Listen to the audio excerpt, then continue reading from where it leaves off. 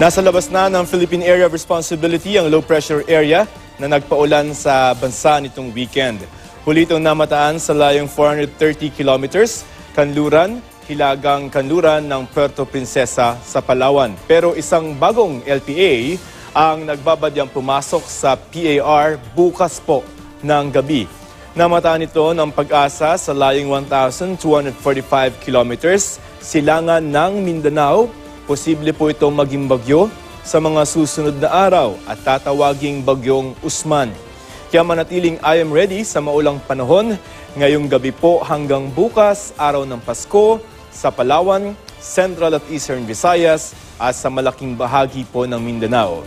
May mahina hanggang katamtamang ulan naman sa Central Luzon at mga probinsya ng Laguna, Rizal at Quezon. Habang dito po sa Metro Manila, may tsansa pa ring umulan bukas. Bukas po sa araw ng Kapaskuhan, ang malaking bahagi ng Luzon kasama na ang Metro Manila ay makakaranas po ng pagsilip na ng Haring Araw. Kaya yung mga hindi nakapamasko nung linggo at ngayong araw ay pwede na pong pumunta at bumisita sa mga ninong at ninang. At samantala naman itong malaking bahagi ng Eastern Visayas, pati na ng eastern part ng Mindanao, magkakaroon pa rin po ng mga pag-ulan at pagkulog, pagkidlat. Dala pa rin nitong LPA. Yan ang latest mula sa GMA Weather. Magplano para sigurado I am ready. Serbisyong totoo ng GMA News.